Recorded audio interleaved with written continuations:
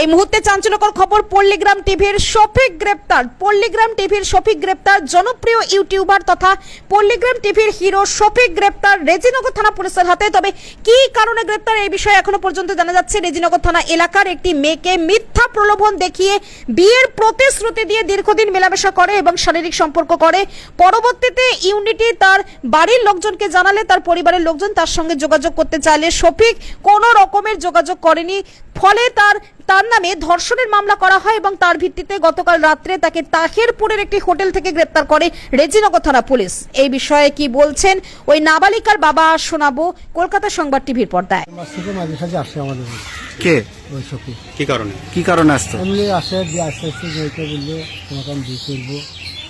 হ্যাঁ, বিয়ে নাই করে আমরা লিখে যাই ঠিক করে। বি করেনি? না, বিয়ে করে না। দিয়ে তখন আবার স্কুল যাওয়ার নাম করে নিয়ে গেছি, আবার সেখান থেকে দিয়ে দিয়ে কালীগঞ্জের আমরা লিখে দিয়ে গেছি। দিয়ে বলছে যে আমি বিয়ে করবো, খারাপ লাগে চলে গেছে। সেগুলো আমাদের বাড়িতে বললো বিয়ের প্রতিশ্রুতি দিয়ে, মানে শারীরিক সম্পর্ক করেছিল। হ্যাঁ, করেছে। দিয়ে ওইটা আমাদের বাড়ির মেয়ে ছিল যে তোমার বাপকে ডাকো, তোমার বাপ আসো। যে বাচ্চা উঠে দিল, পুলিশকে খবর দিল, পুলিশ চলে আসলো। একটা মীমাংসা করবে। হ্যাঁ, মীমাংসা করি বলে আর চললো না। দিয়ে যখন ও বাবা চলে গিয়েছিল বাংলাদেশ, দিয়ে এক সপ্তাহের ভিতরে আমি বাংলাদেশ চলে যাবো। আমাদের কিছু লোক আছে, ওরা বলে দেয় কৃষ্ণনগর বাহাদুরপুর হোটেল ভাড়া করেছিল। ওখান থেকে আজকে 1টার সময় ধরে এখানে 2:30টার সময় এসেছে। ওর নামে কেস করেছিলেন? কি কেস করেছিলেন আপনি? ওই রেপ কেস করা আছে। রেপ কেস করেছেন? কি মানে ভাওতাবাজি কেস করেছিলেন? হ্যাঁ, ভাওতাবাজি করে রকম কাজ করেছে। মেয়ে হোমে আছে, মেয়ে ট্রিটমেন্ট সব হয়ে গেছে। মেয়ে হোমে চলে গেছে 4 দিন আগে। এবং কি চাইছেন আপনি? ও সরকারি যা ভালো লাগবে তাই করবে, আমরা কিছু হবো। আজ যে পুলিশ কোর্টে তুললো, কি বলবেন?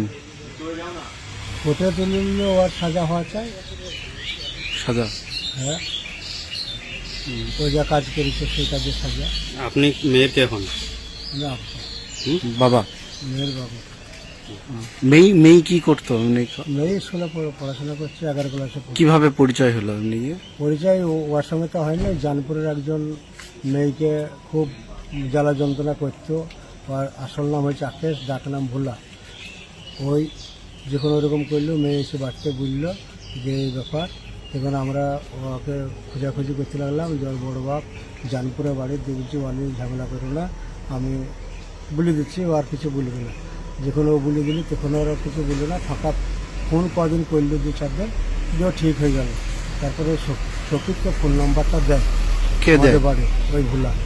যে শফিক তখন যোগাযোগ করে আমার মেয়ের সাথে এরকম কাজ করলো, দিয়ে হাইলাইট করে দিল। একটা চুমা দিয়েছে, এমনভাবে দিয়েছে একবারে ভারতে ঘুরে বেড়াইছে 11 মেয়ের সাথে, যেন ইয়ার বিয়ে না হয়। কিন্তু ভোলা এটা করাইছে, শফিককে দিয়ে খেলাইছে যে মেয়েটা যেন। মেন ঘটনা হয়েছে ওই ভোলা, যে ভোলা খেলাইছে ওই ইকে দিয়ে, আপনার শফিকের দিয়ে। শফিক অ্যারেস্ট হয়েছে না ভোলা হয়েছে? হ্যাঁ, আর 2 জনাতে ওই শফিক আর হয়েছিল। এবার শফিক বলছে ওসব বাদ দিয়ে বা ছেড়ে দিয়ে এই শফিককে বলছে যে তোরা তুই পালিয়েছ। ভোলাও অ্যারেস্ট হয়েছে? হ্যাঁ, ভোলা অ্যারেস্ট হয়েছে। একই কেসে না? ওর নামে কি কেস করেছিলেন? হ্যাঁ, ওর নামে কেস করেছে। ওই তো ওকে নিয়ে দাঁড়াইছে। কজনের নামে কেস করেছিলেন?